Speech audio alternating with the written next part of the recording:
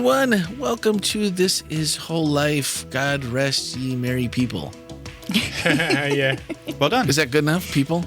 I'm fine with that. I wasn't going to take the route you took because yours was more fun, but I just tried to get to the point a little bit faster. No, I think our podcast people probably appreciate that. I think they got it. So this week, if you are a first-time listener, this is the Whole Life podcast from Whole Life Church in Orlando, Florida. Every week we dig a little bit deeper into the message from the previous week, which this previous week was... Let's introduce everybody, since in case somebody's new. Well, I was going to do that, I'm jumping ahead. But go ahead. I'm sorry. No, you do it. Me? Yeah. All right. Take the introductions. I Sitting like it when straight Ken does across from me in the Whole Life studios, we have Randy McGray. Ken is on my right, where he should be. Yeah, I'm on the right hand of Randy. And so, we're actually facing each other. Randy has his little laptop, or your iPad? Is it an iPad in front of him? He's got a few notes. Also has a little mixer that's kind of there to side. I'm not sure. Are you actually using? Is that mixer actually for you, or is that that's for the something shotgun completely mic in different? The green screen studio. Okay, because sitting on Randy's left hand is Lucas. And Lucas actually has the real board in front of him. There's it has about 8 sliders on it, it looks like, so kind of a small sound board that controls the levels here. And Lucas is our engineer, but he also puts in some fun comments here and there and gives us his perspective on things, so that's fun. And then on my right hand, I have Dr. Melanie Bachman. What? I'm sorry. The level lowered Dr. Melanie Bachman. It just felt really epic. It's the gravitas of who you are, Melanie. Absolutely. It's the gravitas. And a moment of silence. I am your lead pastor, Ken Whitmore. There you go. So there you are. Well, the descriptive, I think the descriptive that way worked out really well because there's no way we could describe what happened this past week in the worship center. Really? I mean, you could describe it, but would it be... The good news is we have video of it. See, there you go. So absolutely don't miss this past week. It was like 2-1, like music and singing and participation over message this week. Sorry, Ken, your message took a little trimming. Yeah. It was like a lot trimmed, and I was like, but that's okay. We had fun. It's fun. I was talking to my daughter who is on the island of Guam right now, and so she watched it, and she said, I had to look at my watch, she said, because when it was over, I was like, that was only 10 minutes. That was not that was not a full hour. And she said, but it was. It went quick. It went really quick. So apparently if we want things to go quicker, less of Ken talking. So here we go. Oh, wow. But look how much you fit into that 15 minutes. It was incredible, right? Yes. We really did. So definitely don't miss it because there was a ton of, the amount of work that goes into Christmas to be super intentional. And I think that was this week, everybody that I talked to was just amazed with all of the details that went into it. And, sometimes you get accused of, it's if you put that much, if it has to be that much, then it's some kind of a production, which it is. You're producing something, but with production having a negative connotation. Or is it that you're putting so much in that the people that are really there worshiping are picking up on those details and being surprised or being rewarded with a respective moment or finding themselves, wow, that was only 10 minutes. Wow, I must have really been caught up in worshiping. So kudos to everyone, and definitely don't miss it. WholeLife.church, it's right on the front page. There's a link to our YouTube, and the most recent live event that you'll find there is first and second for a little while, but then there'll only be one. So pick and choose. They're the same. It's already one only. It's down to one. Yeah. I think it's second service. I think we had a technical difficulty. Did you get the numbers first off service, that? didn't we? Yeah, I think so. Well, if we had a technical difficulty, Kyla was actually watching first service live, and she said it was great. Oh, okay, fantastic. So I don't know. Oh, we had I know Abel told me that there was some sort of was this week technical. Facebook problem? I think that the technical issue that Abel told me about. And by the way, if you don't know who Abel is, he is our technical director here at Whole Life. Was that we had 2 remote cameras, so we basically have cameras that don't have to have a wire attached to them that can just kind of roam through the worship center or out in the lobby. And so we had 2 of those, and I guess they somehow got on the same channel for first service, so they were having some issues going between. Every time the repeater wants its signal is taking overriding it. Yeah. So that's but apparently my daughter didn't notice, so Okay. Well, there you go. All right, then. They may not she have didn't been mention live. it, or she did, or she was just too kind, didn't say anything to me about it. But, Maybe. but that doesn't seem like her. So Kyle, if you're listening, there you go. It feels like she would have, and she does listen to this, so I could be in trouble later. She usually will let me know though if she sees something. She'll say, "Oh, I noticed this or that." She didn't. She said it was just. She thought it was really good. Well, we saw most at first, I think, and I don't know. I saw when they were having trouble earlier. I don't think they knew what the problem was, but I don't think they were live on that shot either. So I don't know how much of it actually. I didn't notice it. And that is one of the differences this week than normal weeks. On a normal week we have one remote camera, and this week we added a second one in. So every time you add a new variable, it adds a new variable or 2. But having a Bell, he got it figured out, got it taken care of, and good job, Abel. And add that extra camera to installing an entirely new PA system during the week of this.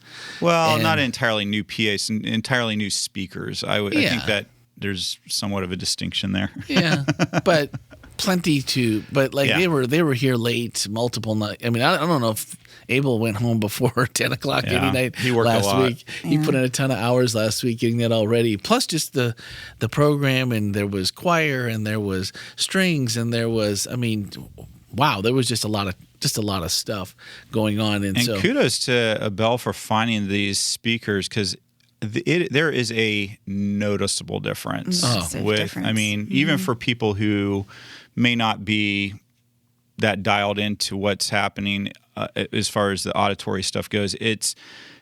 I had people that noticed it because what's happened is we've replaced our old speakers with new speakers that have a special technology in it that allows the sound to be distributed evenly no matter where you're at in the worship center. So whether you're sitting on the front row or the back row, the sound level is exactly the same.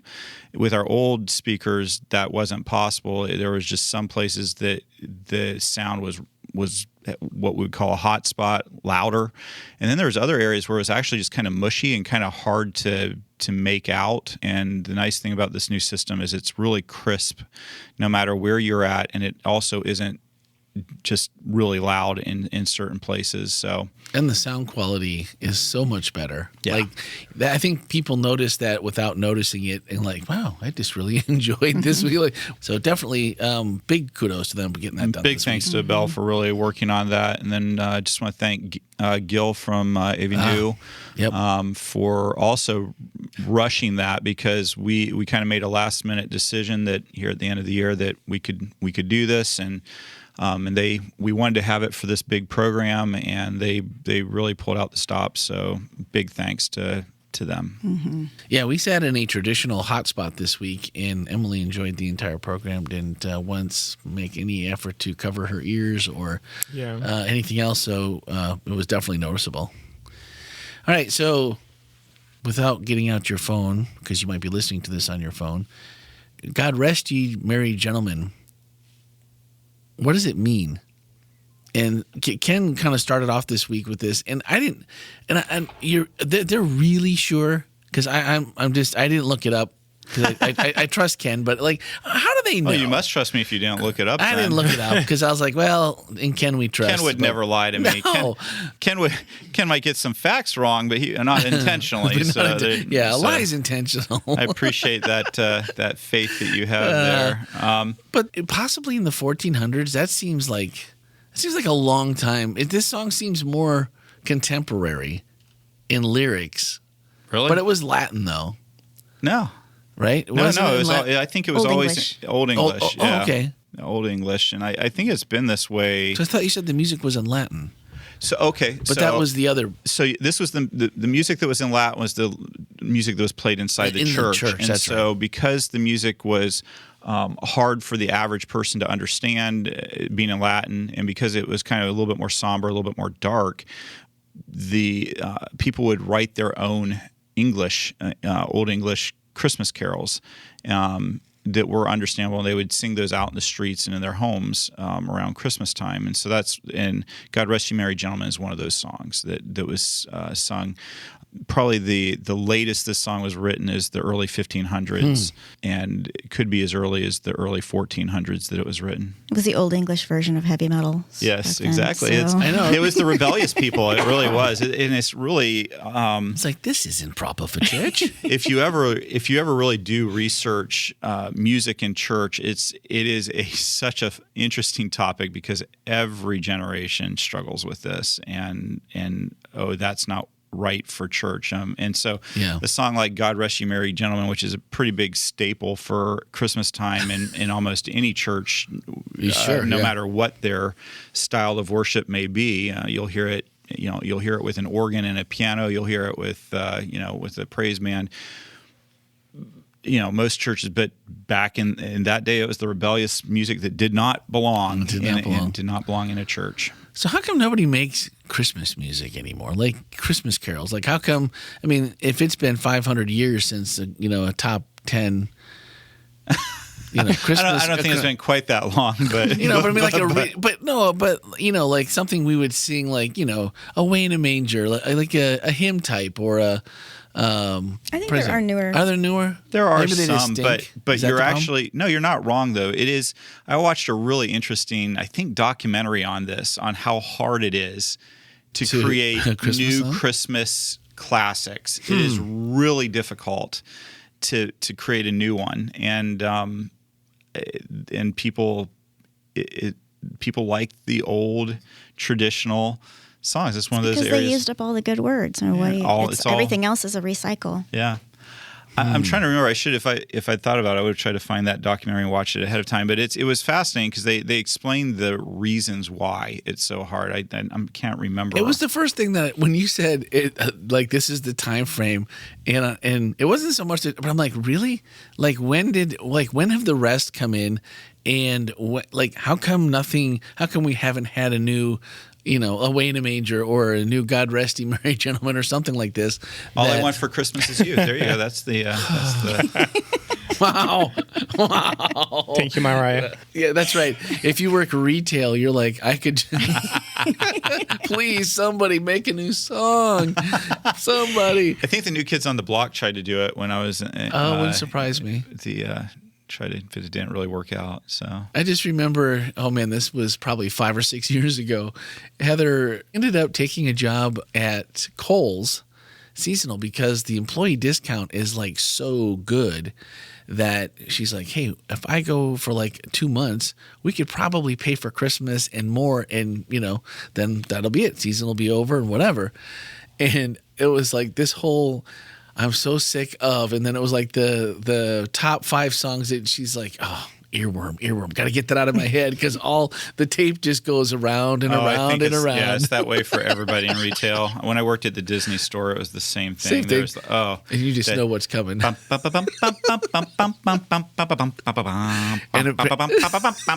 my word! I love Disney. Disney, if you're listening to this, I love you so much. I was ready. I was so ready at the end of the shift.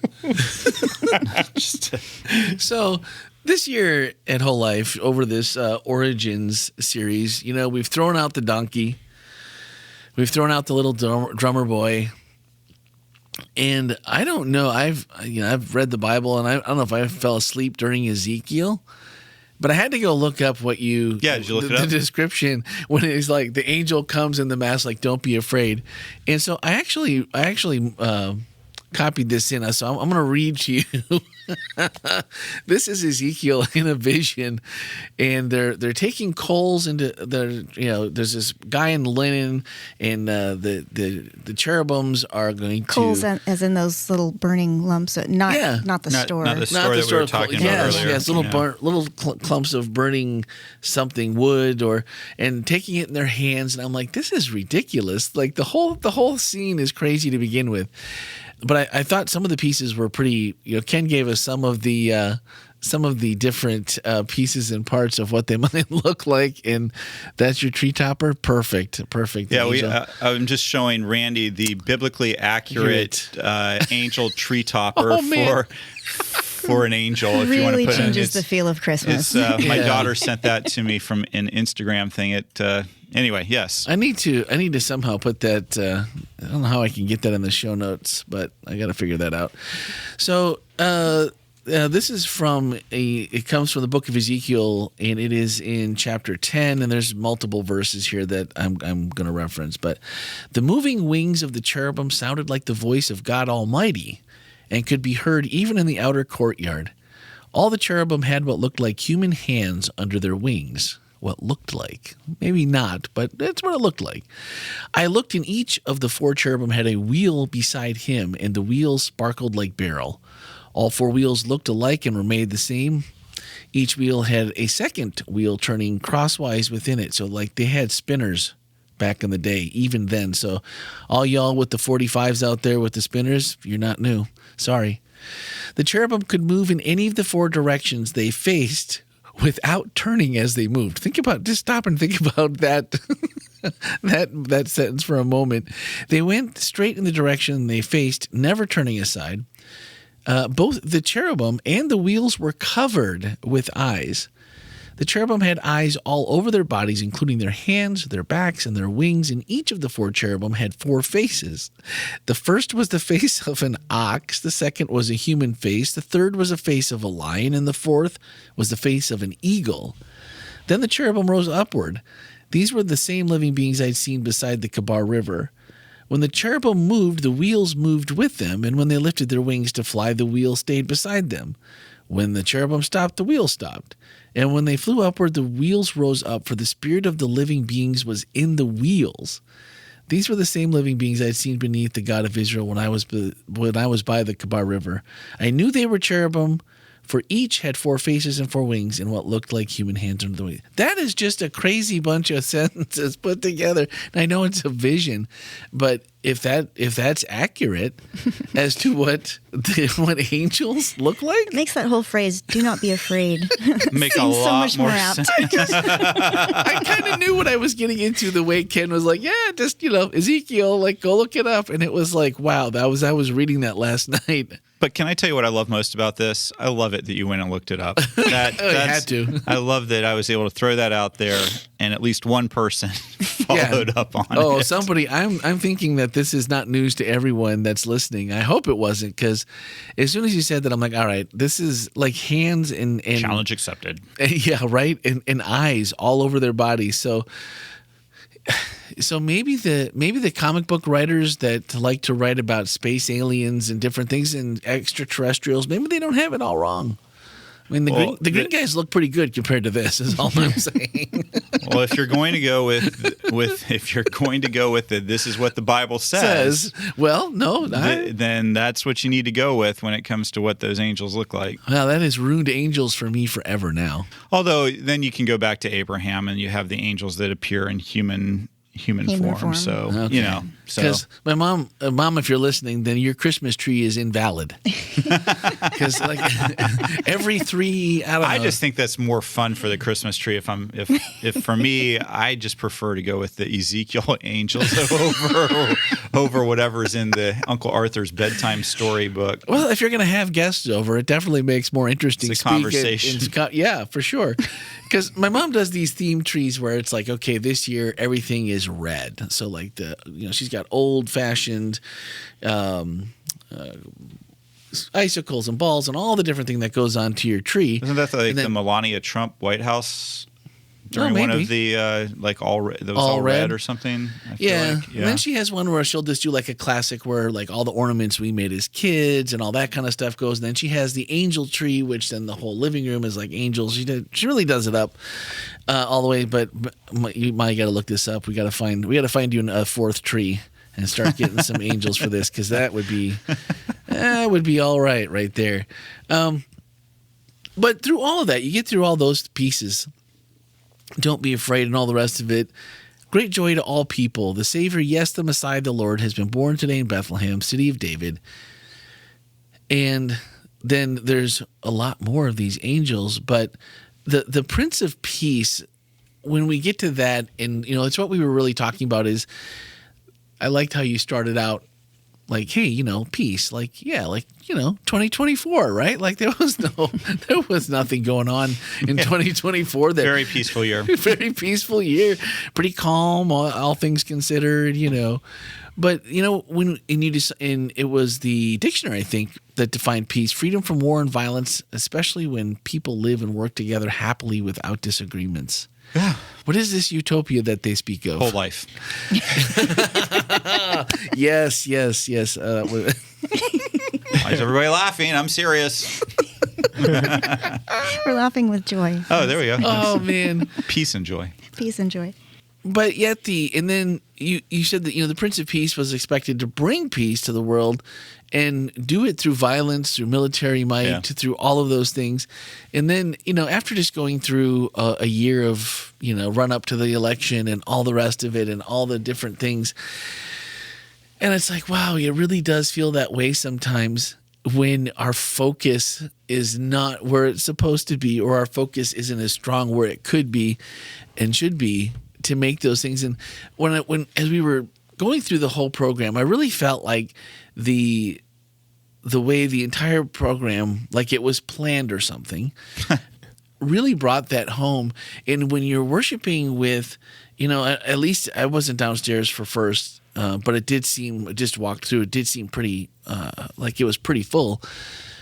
But with all those smiling faces, the choir, the people around you happy, and you're not wrong, Ken, when it's like, hey, even if it's for 10 or 15 minutes when we get to worship and sing together and everyone is smiling and in a good, in a all together kind of activity, it did feel for a little bit like peace. So I'm like, even if that's the reason you're like, hey, I haven't been to church for a while, maybe I need a little peace, and maybe it's just joining and doing something I enjoy, singing songs with people and with a smile on my face. I thought that wasn't lost as maybe my favorite part of what happened Saturday morning. So nice. I thought that was if there was Christmas spirit in the air, because I tend to fall on the bah humbug side of things probably more than I should. But I don't know. I used to love Christmas, and then somebody, you know who Mr. you are. Grinch. You're not listening, but you ruined it. No, I'm just kidding. It wasn't just one person. It was a bunch of people. But anyway, those are Randy things that, I enjoyed my peace. That's all I'm going to say. I enjoyed my peace on Saturday morning. So that was a good reason to come to church and just sit with the family on the front row and enjoy our time. The other thing I wanted to get to was through our questions and comments. T. Cinco said, such a great message. When I anxiously try to find peace, it is so elusive.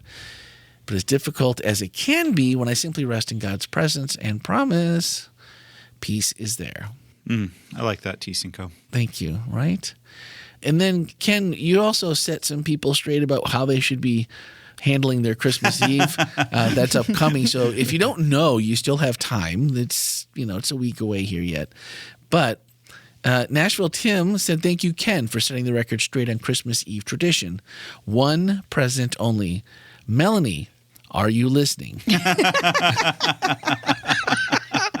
So, wow. What say you, Dr. Bachman? Nothing like getting called out. We don't normally get called out by our viewers and listeners like that, Melanie. This Nashville Tim guy is really coming after you.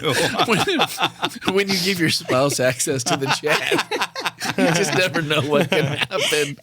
So, are you a one present only on Christmas Eve, or all the presents on Christmas Eve? I'm really not sure. I am so flexible and so generous with my. So here's the thing. So how did I don't know what this. I have no idea. How did Ken get to like, okay, this is the reason why, this is what it should be, and this is my preference? Do you want me to make up the answer? Or you want to give the right, the honest? You want the behind the scenes? Well, yeah. There are some things I do for hyperbole. And it struck me funny to just go. There is no wet war tradition like that whatsoever. I just noticed when I was joking around during rehearsal and I said that, I noticed some people stiffen up and get like, it's like, well, this will be fun. So I just decided to run with it. Coming after you. It's the same way that people in the Kentucky-Tennessee Conference think that haystacks are my favorite meal because I just played that to the, which it isn't. But, I guess you have to come to the podcast to find out what's true and false. Well, it's the behind-the-scenes thing. I just they're just Anybody sometimes that knows just fun. Ken, Ken eats. I'm a pot stirrer. Let's just be honest. Well, and you'll eat almost anything through vegetarian. You're vegetarian, but you'll eat ooh, that's hot. Let's try that. I'll set my mouth on fire. I haven't tried that. I'll do this. Or just eating out with you enough to see the difference. So to think that haystacks would top the list. Well, let me tell you, it is a legend in that up in the Kentucky-Tennessee Conference because I played it up. There was one event that we had. It was a Pathfinder Camporee. We must have had, 30 clubs or something. And so I went into that weekend. I said, it is a staple that every club is going to have haystacks at some meal. So I joked, I wasn't joking. I was like, I'm going to come around and judge all the haystacks and see which club has the best one. So I think I had 30 haystacks in 2 days. Wow. I want you to know I was messed up for a week after that. It was not good. So this is where the legend grew that the haystacks are my favorite. It was interesting. I do like haystacks. I don't dislike them. I do like them, but favorite food, no, probably not. No. But so when it came to the Christmas thing, like I said, we were doing rehearsal, and I was for those of you who aren't a part of one of our worship teams or a worship host, we'll rehearse the service ahead of time. This particular week, it was on Friday night, but most weeks we do it early Saturday morning.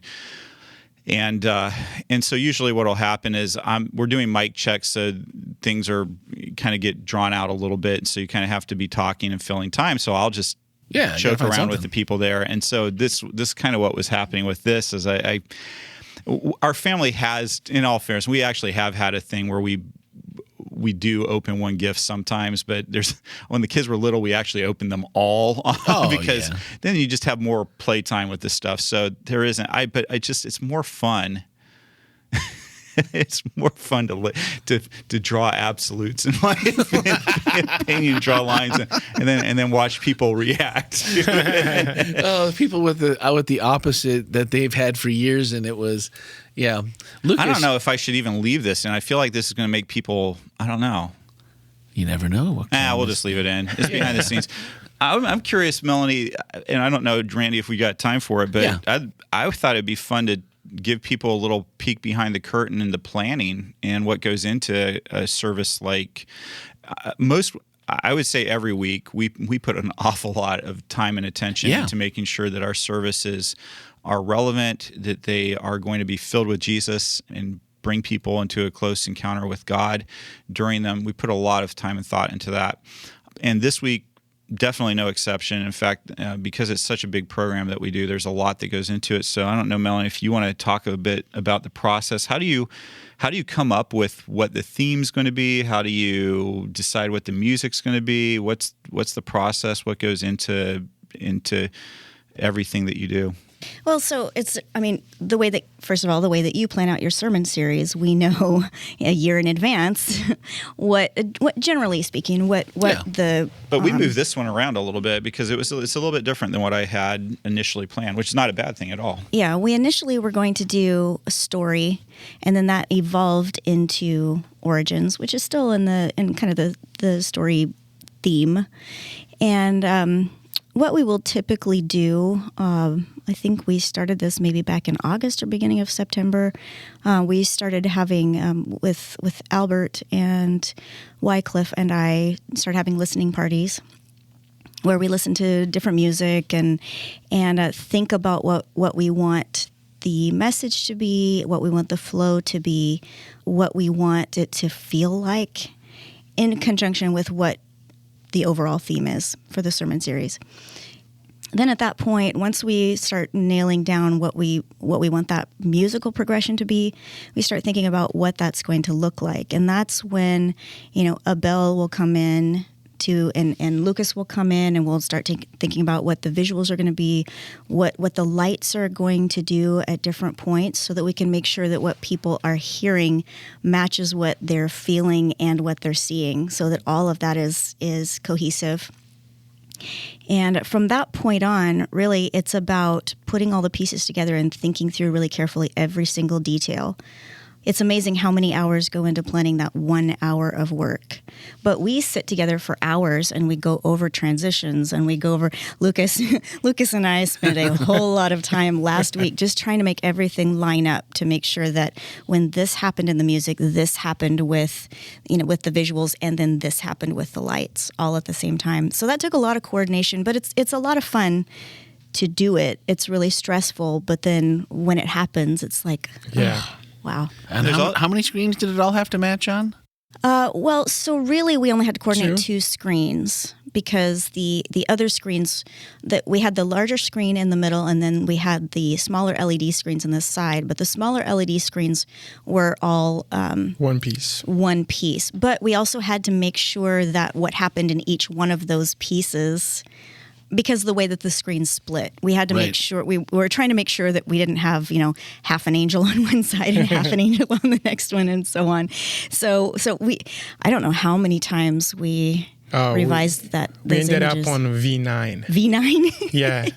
So there you go. Yeah, version 9. But then you run into problems like that sounds like enough.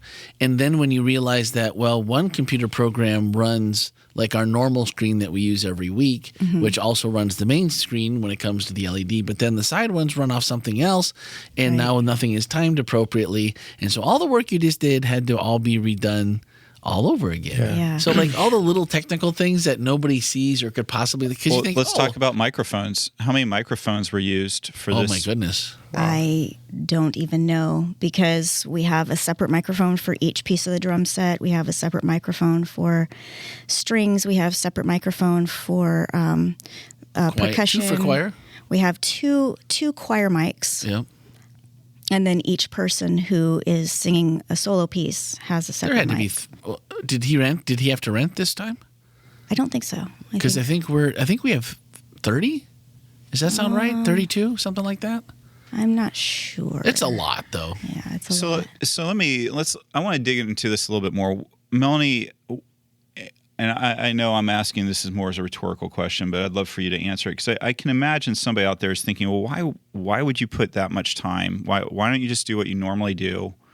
Or just maybe a little bit more. This sounds, because this is why. So why do we put this much effort into this Christmas program? Easter program comes to mind. Another big one is our first of the year program. That'll be another a big one that we do on the first Sabbath of the year as we launch our new theme.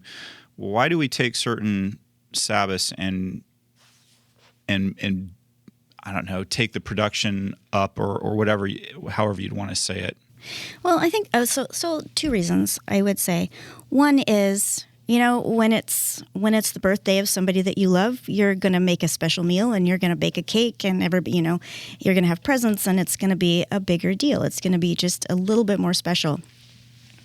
And the other, we're celebrating something that's really, really huge. And I think the celebration needs to be huge too. The worship needs to be huge. And one of the things that we try to do is, well, this is every single week, do things with excellence. But when we know we have something huge coming up that we really want to celebrate in a huge way, we want to do that with excellence also. And that takes a lot of extra time, a lot of extra planning. And so we put in the work. And it really is a team effort, because every single person has their piece that has to fit into that whole puzzle. So this is why it's great to work with such an awesome team. And it really did, I heard over and over, and I just personally felt the detailed work in it.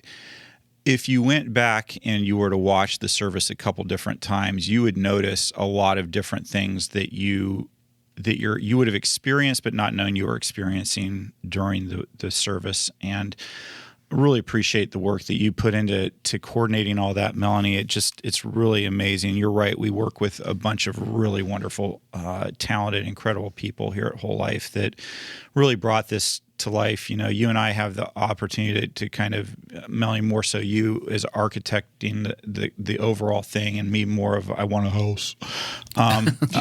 But just really work with some really great people who bring everything together. And yet, one of the things that I just always notice is how God works in each one, that we do our part, and yet God brings these serendipity moments into it.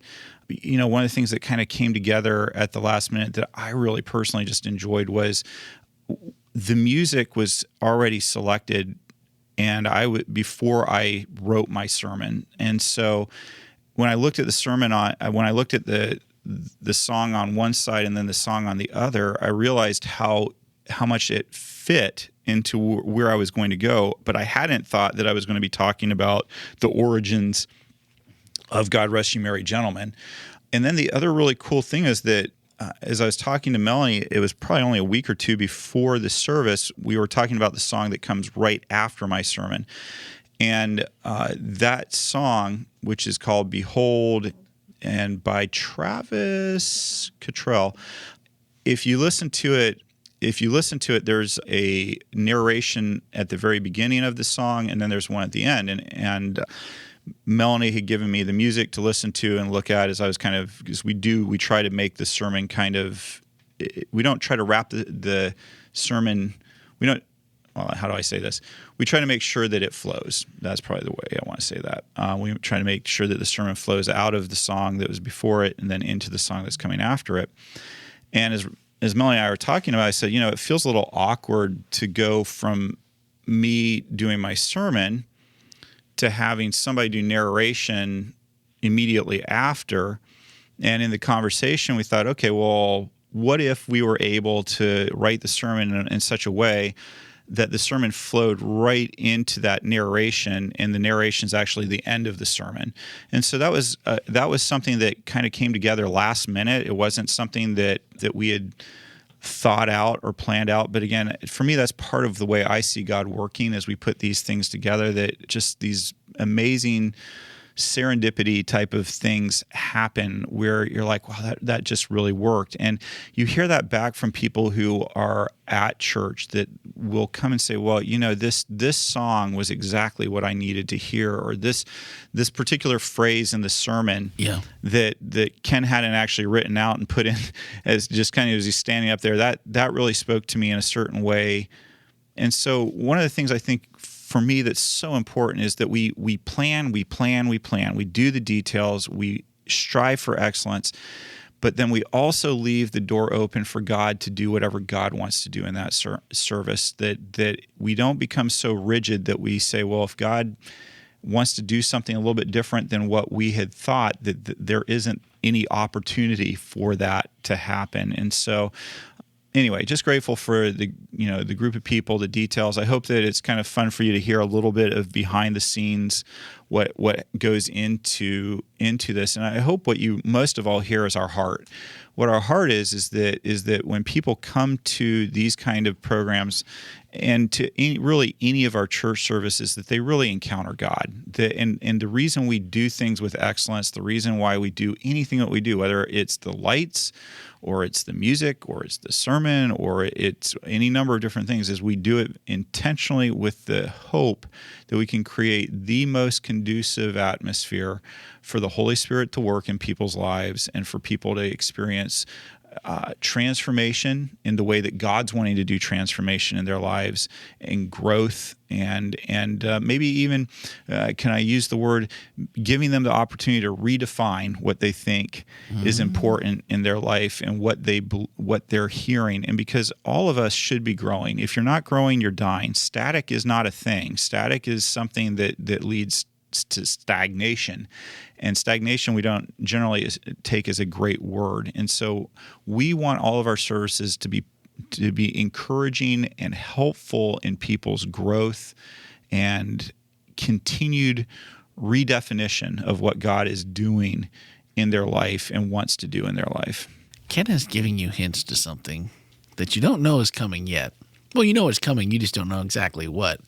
But good job. I like how you that was 2 or 3 within the same little dialogue. You might hear more of that. You might hear more of it yet. So, you might just want to hit that 30-second back button and re-listen to that. See if there's anything you can find that, I don't know, just go together, whatever. And just put it in your back of your mind. And later on, you're going to go, that's what Ken. Yeah. I was there. I remember when. I was in the room when it happened. Well, not really, maybe. But. No, and I'm glad you said that, Ken, because I wanted to go over a couple things like that, just how much goes into the program, but also that when, people that are close to staff, they kind of know more about that. They see what we bring home. They see our wins, our losses, our frustrations, our can't believe we worked all day on 2 videos kind of days. And so they see the heart, and it's hard if, you're not here during the week to be able to see it or hear it, but to put that on a display and then also realize that, where you're finding peace at the end of the day is kind of the same thing, that process, like you talked about, leaving that room for God to do what he wants in whatever part of the program that he wants, and to find people that then connect with that and find that peace, even if it's just for a moment, and that's all worth it to me, and I think it's worth it to everyone on staff, and why things sometimes why things take as long as they take, or as much manpower, woman power, people power that go into it is crazy. But it was definitely this is my favorite Christmas program that I can think of, and it was. Everything just worked out. And the videos, the music, singing there, and I hope it came through to those watching our Whole Life family online. Just there was certain points in each song that just had you in time with something visual that was reminding you of what you were singing, and then reminding you, for me, it was different things that were happening in my life, and it was really, really powerful. So the extra, I'm looking at Melanie and Lucas kind of like bobbing their heads up, and I'm like, yeah, don't we know about how much time that took? and yet there was so many people you could watch. You could watch people as you were singing and just see them following what you were what was put in front of them to worship, and the Lord using it and just letting them be lost in that moment to worship. And so that was probably my favorite part. And I was so thankful, because even the day before we were still trying to get the timing right. Yeah. and it was kind of funny. Finally we figured out, because you push this button, this happens, and this button. And so David had his hands full, but it was kind of like the day before we were doing the count-in, because Albert counts in the song to start, and then the buttons have to be pushed in the back. I think for Easter we're doing this a little bit differently. It will all be technologically coordinated, so it will be a little easier. But Albert was counting in 3 and 2 and 1, and then they would push. But we realized that Albert had to say 3 and 2 and 1 and it was on the and that David had to push the 2 buttons, and then Albert pushed his button. That's the only way everything lined up. Otherwise, Lucas and I had tried. Oh, boy. But it finally came. So to have those moments actually happen, and to be able to figure out, oh, wow, it all came together, it's really, and there are also some times where we plan, but we don't even necessarily realize the connections we're making. And that's, like Ken said, that's when it's like the Spirit's working through us and in spite of us. Yep. To be present in that moment with us. And so, because how many of the ideas, start as, wouldn't it be great if we could do this? Mm-hmm. And it's like, well, a lot of times we're thinking farther past what technology we have. Usually when those words come out, I see a tear come down Randy's cheek. Wouldn't it be great? I guess I can figure that. We're not there yet. But it ends up in a place where it's exactly the way it was supposed to be. And I feel like that was kind of what you guys were battling with this. Like, this would be so great because I kept hearing Melanie tell Lucas as her chair was pulled up next to his desk. No. That has to be here. So when that word says Poor this, I enjoy it. It was nice. this is what this will think of the impact this is going to be, and you were totally right. I mean, it really was just with the way that the screens were, and again the immersive sound. You put all that together, and it was really just something that was very easy to find really beautiful worship in. So kudos to everyone. I mean, this is plus Wycliffe, and then all the people that were in the all the time choir. that the choir put in was amazing. I love our choir. Enjoyed the narrators. They did a great job doing their parts in the program. Michael and Audrey. And, all the people in the back. I mean, I've been part of the AV team for years at so many places. And, of course, our jobs always overlap those. And so you're always involved a little bit. And, they're back there just wanting to make sure everything is as perfect as it can be. And it really did turn out amazing. So I did want to ask you, though, yet, any Christmas traditions in Brazil that, like, the rest of us aren't aware of? Like, do you guys do gifts, or do you do you leave out the carrots and stuff for the reindeer? So in Brazil, everything is in the Christmas Eve. Oh. So we have a big dinner, and then when it's midnight, we open all the presents. So it's like New Year's twice. Ken offended the entire Brazilian country of Brazil. population. Yes. Wow. Nice job. I didn't feel offended. I wasn't really trying to go for that, but sometimes things happen. So. Byproduct, what can you do? Man. Well, to all our Brazilian church members, I deeply apologize, and I hope that if you were listening earlier, you realize I don't even believe what I was saying. So. And this year, the Wetmores will be up till midnight after a big dinner, opening all of their presents the right way. The right way. Yeah. So, and now that we've offended somebody else who doesn't do it until Christmas morning, we'll do that next year. Just write us podcast@WholeLife.church, and we'll Love, put acceptance, grace, forgiveness. Yes, just to remind all of everybody. Good reminder. Okay. All right. So, all right, big Christmas is over, so there's nothing left for the rest of the year. Nobody needs to come to church. Nobody, whatever. Oh my goodness! Right? Like, I feel like Melanie, if she feels like I feel like we just actually got done with the first leg of a marathon. Oh, yeah. That it's not even we're like through the first leg, because this Sabbath will be another really great service. We have. We're doing only one, but we've got brunch. Brunch. So 10 o'clock brunch. Bring your brunch food. If you're listening to this in somewhere where you can't be here to have brunch with us, just make your favorite brunch at 10 o'clock and just start eating and thinking about us, and maybe invite a friend over to your house and have brunch with them at 10 o'clock, and then tune in for a really great Christmas, another great Christmas program. It's. I was laughing because somebody was like, "So was that our big program this last week?" And I'm like, "Well, yeah, it is, but we've got Party don't stop all Christmas, yeah." Richard Hickam and friends are doing our music this Sabbath. It's going to be phenomenal. And then Tuesday, a week from today, Christmas Eve, we'll be having our Christmas Eve kind of like communion. So foot washing at 5. That's the one you don't want to miss. Yeah. Just saying. And then at 6 o'clock is when the kind of like communion program itself begins. So there's that, and then the next. So Christmas is on Wednesday. That next Saturday, Sabbath, is going to be our end of the year. It'll be the last Sabbath of the 2024 year, and so we'll be doing our annual reflections. Sabbath, which you really do not want to miss this year. For there's some real. It's funny because I was looking at Melanie historically through the years, and that last Sabbath of the year typically has a much lower attendance than most Sabbaths, and I think we may be changing that. Might change after this year. So basically, we're going to look over the year that was. We're going to talk through some of the spiritual themes in the sermon that we went through, and so it's going to be a review of those, and I think you'll really enjoy that. But then we are going to. Am I allowed to say what we're going to do there? Is that? Yeah. Sure. Okay. You heard it here first on the podcast. Let your friends know. So if you are here in person on that Sabbath, we are. For the last 2 years, we've done a themed T-shirt for the year that we give away free, and there is a limited supply. I think we got 400, 500 this year, I think. I can't remember what the number actually was.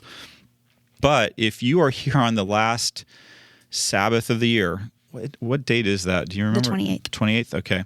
If you're on the 28th, we will be giving the T-shirts out on that Sabbath. And the reason is we want you to wear them the next Sabbath, the first Sabbath of January. We want you to wear them to church if you're here in person. Now, if you're not here in person, if you're listening to this somewhere else in the world, go ahead and shoot us an email. We're going to figure out how to get you a T-shirt, all right? So you will not be left out. Just shoot us an email. We'll figure out how to get that to you the best way to do it. If you're here in the Orlando area, we're going to want you to come by and pick it up. Yes, please. Mailing is not cheap, but it's worth it. If you're anywhere else in the world, we're more than happy to do that for you. We're just glad you're a part of the family.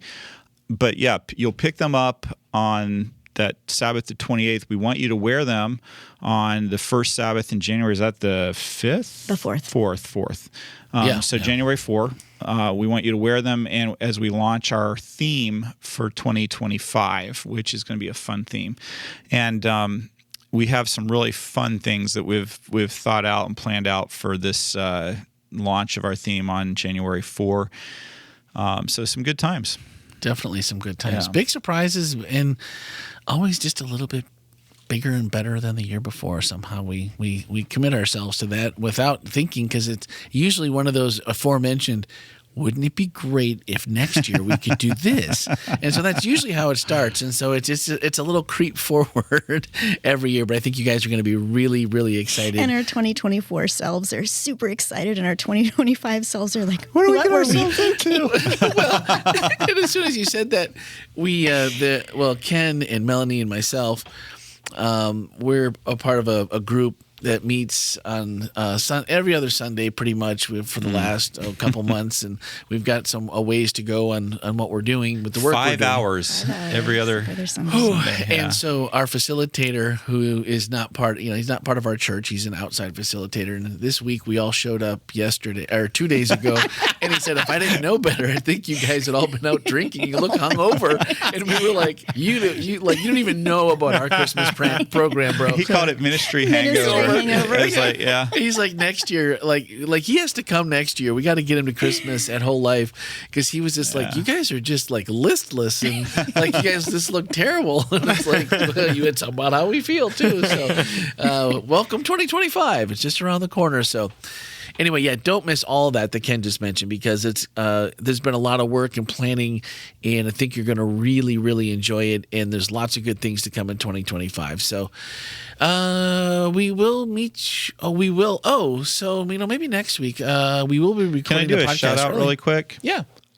We had our Angel Tree Christmas party for the kids that were sponsored. Over 100 kids. I think it was over 100 kids sponsored by WholeLife church members and viewers. We had a number of people from our online community that went and sponsored kids. So Anderling wasn't able to give me an exact number because of the online folks who were sponsoring people, and it was a little harder for us to tell. But I think she's got a way of figuring that out. But so huge thanks to everybody who was a part of that. I went and stayed for a little while at the party that we had at the WholeLife Center for these families and children. And let me just tell you, it was special. It was super special to watch those kids get those gifts, and to just watch Anderling do her thing and let them know how much this church loves them and cares about them, and that it's more than just giving their kid a gift. One of the things that resonated with me that Anderling said was, hey,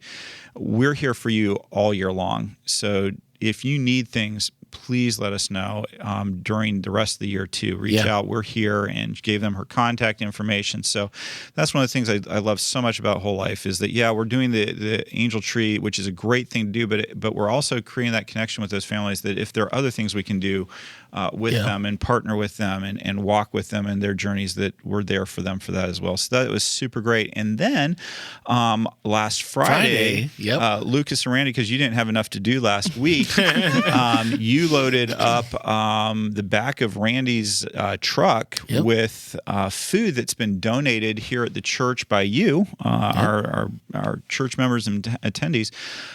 Filled up the whole back of Randy's truck with groceries, drove it down to Wesh 2, who just kudos to them for doing a really What a great group of people over there. That's a TV station for Yeah. people who are outside of Orlando. Yeah, thank you for So they coordinate a food drive with Second Harvest, which is just a wonderful nonprofit organization, really around most of the United States, I think.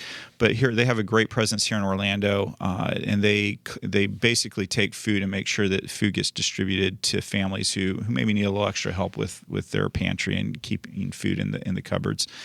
So we drove it down there because Wesh was coordinating this whole food drive. A lot of other churches, nonprofit organizations, organizations in general were making donations. But it was kind of fun because our donation was the one that kind of pushed them past the 25,000 pound mark. And then Wells Fargo gave basically $1 for every pound so they made a $25,000, and it was as our donation that was coming in that was kind of pushing them over the mark, and that was really fun. If you were watching Wesh too at around noon on Friday, you saw us You saw WholeLife people. Yeah, it was great. It was killing Ken not to take that microphone away. Yeah, from I just from nearly the reporter. Hey, I used to be on TV too. I know how to do your job. Anyway, he was on the other side and he did great, but it was just like, I don't know if I did a great job. Anyway, I was so I was thinking of all the questions I wanted to ask. So tell me more about that. Anyway, but no, it was such a fun event, and just thanks to everybody who donated that. And also, I want to point out that the church, besides the food, we made $1,000 donation to Second Harvest along with the food, a cash donation, and that money comes from you, from those of you who give to our church budget, those of you who contribute to our community services funds and things like that. We were able to make that donation because of you, and we're just super proud to be a part of a church that's able to do those kind of things in the community and make a difference like that. And believe me, that is not there are so many organizations, nonprofits that do wonderful things in this community that we make donations to, that we are supportive of. There's just so many. Red Cross, one that I love is Four Roots. Yep. That's one that we partnered with a good deal and do things with. And then the Desire Foundation, another wonderful charity that we work with a lot, that does great work in a number of different areas in this city that really need that kind of support and love. And so thank you so much for being a church that looks outside what sometimes is traditionally considered the church building. Sure. And I'm just so proud to be a part of a church without walls that really wants to live that mission. And so kudos to all of you who make that happen. Thank you. And the final shout out, Wesh was, Lucas and I packed up the truck, and Ken was there, and Anderline was there, but, there were Pathfinders there, there were adventurers there, there were church members there that were helping them unload and helping the crew over at Wesh put everything out so it could be organized before it went over to Second Harvest. And the Angel Tree, the WholeLife Center looked amazing.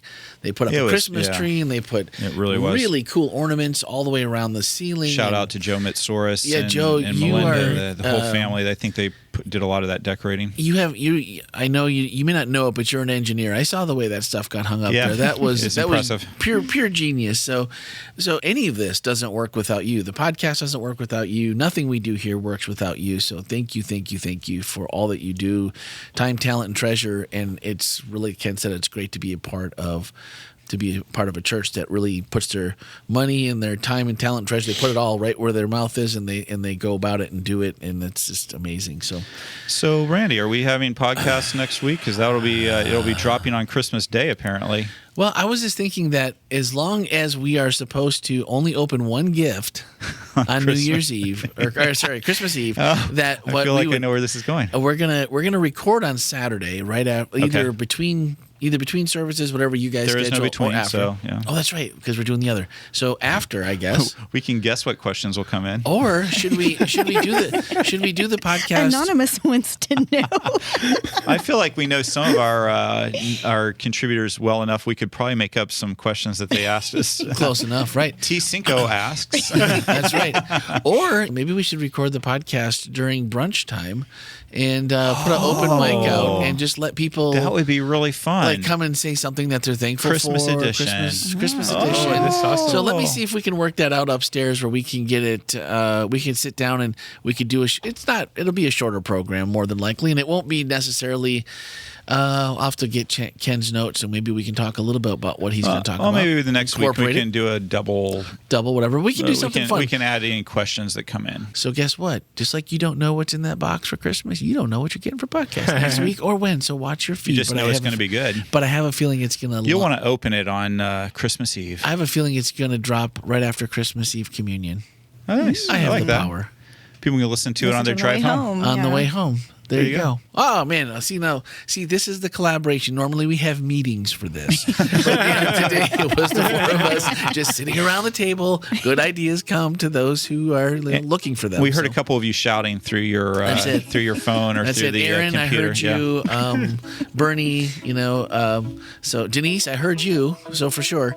So anyway, guys, thanks for listening and sharing the podcast. We appreciate that. And when you put this in other people's ears and they get a chance to just see Jesus from a different perspective, and it's a super easy way to engage. So thank you for doing that. Thank you for listening, and we'll see you Christmas Eve.